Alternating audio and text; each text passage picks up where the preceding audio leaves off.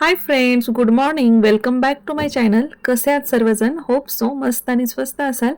आपल्या प्रत्येकाचा प्रत्येक दिवस आनंदामध्ये जाऊ हीच ईश्वरचरणी प्रार्थना. पाऊस तर सगळीकडेच खूप आहे. इकडे देखील साताऱ्यामध्ये खूप पाऊस आहे आणि नेहमीप्रमाणेच आज चाललेलं आहे नाश्ता आणि जेवण बनवायचं काम. आणि आज टिफिनसाठी बनवलेलं आहे बीट आणि कॅरेटचा, बीट आणि गाजराचा मस्तपैकी तव्यावरचे हे धिरडे बनवलेले आहेत.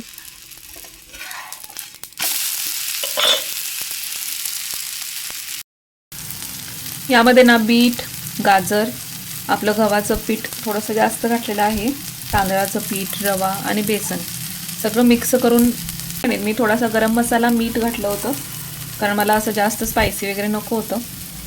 आणि गाजर असल्यामुळं काही गोड लागते, थोडी तिखट पावडर असते विदाऊट मसाल्याची, ती घातली होती. त्याच्यामुळे हे डब्यात द्यायला छान आहे. इथं मी तूप लावून घेतलं आहे मुलांना डब्यात देण्यासाठी. म्हटलं तर तुपाचं देऊया तेलापेक्षा, थोडंसं मऊ पण राहतं.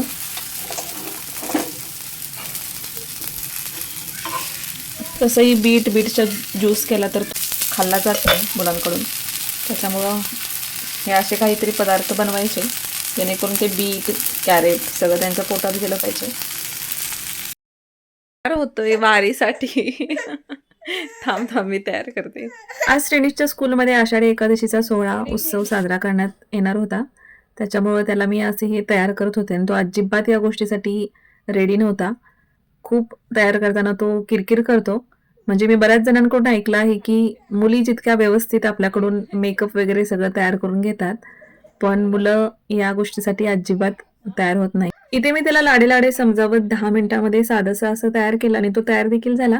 आणखीन एक गोष्ट शेअर करायची म्हणजे 5-6 दिवस माझे व्लॉग अपलोड मला करता आले नाहीत आणि या 2-3 दिवसामध्ये माझ्या तिघी-चौघी मैत्रिणी कॉल केला, व्लॉग का आले नाहीत, आजारी वगैरे आहेस का म्हणून. तर मी आजारी वगैरे काही नव्हते.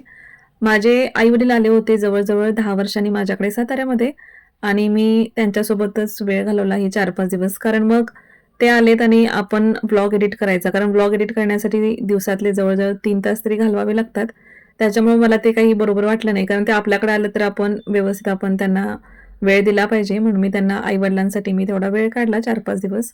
आणि अजून एक मोठा प्रॉब्लेम या 4-5 दिवसामध्ये क्रिएट झाला. त्याच्यामुळं तो तुम्हाला समजेलच पुढच्या काही व्लॉगमध्ये. त्यामुळं मी 4-5 दिवस मला व्लॉग अपलोड करता आले नाहीत. So sorry. विठ्ठल विठ्ठल विठ्ठल विठ्ठल विठ्ठल दमला आमचा. ओ माय गॉड, वारकरी दमला. चला चला जा, टिफिन बॅग घ्या आणि चला स्कूलला आता. बॅगमध्ये ठेव, सगळं बॅगमध्ये ठेव आणि स्कूलमध्ये घ्यायचंय. मुलांचं बरं असतं 2 मिनिटात आवरला, पण श्रीशाला आवरण्यासाठी मला खूप वेळ लागायचा. मुलांचा आपला ड्रेस घातला की झालं झालं ते सगळं. हां, घट्ट आहे. चलो बाय बाय, से बाय बाय.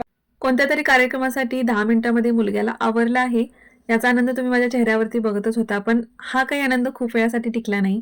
जेव्हा श्रेणीच्या स्कूलमध्ये गेले तेव्हा काही मुलं विठ्ठलाच्या रूपामध्ये ते कॉस्ट्युम, ज्वेलरी, कानामध्ये मासोळ्या हे सर्व काही घालून आली होते आणि ती विठ्ठल रूपातली छोटी-छोटी मुलं इतकी सुंदर दिसत होती की मला सुद्धा वाटलं, थोड्या वेळासाठी वाटलं की आपण सुद्धा असं आपल्या मुलग्याला विठ्ठल रूपामध्ये तयार करायला पाहिजे होतं. पण नंतर मलाच मी समजावलं, हा सारा काही तामझाम माझ्या मुलाने अजिबातच करून घेतला नसता. तेव्हा हा असा आपला साधा सोपा वारकरी बरा, विठ्ठल नामाचा गजर करणारा. आणि ते 11:30 वाजले होते. शिरीषला शाळेला सोडून मी भाजीपाला, दूध वगैरे घरातलं जे साहित्य असतं ते मी आणलं होतं आणि खूप डल फील होत होतं त्या दिवशी. त्यामुळे मी जवळ 15 दिवसांनी चहा घेतला आणि चहा घेतल्यानंतर लगेच जे मी आंब्याचं लोणचं विकत आणलं होतं, तेव्हा मी त्याची एक फोड लगेच खाऊन टेस्ट पाहिली आणि आपण सर्वजण रिलेट करू शकतो. जेव्हा आंब्याचं लोणचं आपण नवीन घालतो किंवा आणतो, तेव्हा ते रोजच्या जेवणात घेऊन खाण्यापेक्षा जेव्हा ते नवीन असतं, तेव्हा टेस्ट करायला ते सर्वांनाच आवडतं. आणि हे छोटंसं कपाट घरामध्ये जे आपण कपडे घालतो त्यासाठीचे, ते मी व्यवस्थित लावून घेत होते आणि मला यामध्ये सापडला एक रुमाल. तर हे मी स्वतः बनवले होते. जेव्हा श्रीषा 1.5 वर्षाची होती, तेव्हा ती रात्रभर जागरण करायची. म्हणजे दुपारी ती झोपायची आणि रात्री 2-2 वाजेपर्यंत जाग्या असायची. मग मी तिच्याबरोबर खेळत हे असं हे बनवलं होतं. ताटावर आपलं झाकायचं जे काय म्हणतात त्याला?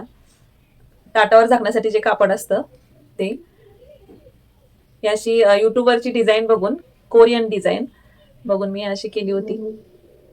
ऍक्च्युली असं हे पूर्ण आहे, हे पूर्ण असं पाकळ्यांना करायचं होतं, पण ते काय नंतर माझ्याकडून झाले नाही. असे 2-3 असे बनवले होते मी. एक माझ्या मोठ्या मामींना दिलं होतं, एक काहीतरी गावी दिलं सासरी, आणि एक हे माझ्याकडे ठेवून घेतलं होतं. ही डिझाईन खूप आवडली होती मला, खूपच आवडली होती. आणि जेव्हा मी ही डिझाईन केली तेव्हा मलाच खूप छान वाटलं की बाबा आपण किती छान, म्हणजे आपण काहीतरी क्रिएट करतो त्याचा आनंद खूप वेगळा असतो, तो असा शब्दामध्ये सांगता येत नाही. आणि हे असं मस्तपैकी मी तयार केलं होतं. तो व्हिडिओ माझ्याकडे अजूनही आहे, ज्यावरून मी हे बघून शिकलं होतं. ते बघू कधीतरी हे पूर्ण करेनच. हे अगदीच असं नीट नाही, पण ओबडधोबड असं मी कपडे लावून घेतलेत, कारण मला तेवढा वेळ नाही आहे व्यवस्थित लावून घ्यायला. आणि हे रोजचे कपडे आहेत, काढले जातात घातले जातात, त्याच्यामुळे मी हे असं कपाट लावून घेतलेलं आहे. बऱ्यापैकी बेडरूम आवरून झाले. आणि हे इकडं तुम्हाला ही 2 पोती दिसतात. मी परवा म्हटलं होतं तुम्हाला, मी खूप पुस्तकं काढले आम्ही बेडमधून. मिस्टरांची किती मोठी मोठी बुक्स आहेत, हे कॉर्पोरेट लॉ वगैरे, हे सगळे त्यांचे हे आहेत, बुक्स आहेत. हे एक पोतं भरलेलं आहे, ही लॉची सगळी पुस्तकं आहेत त्यांची.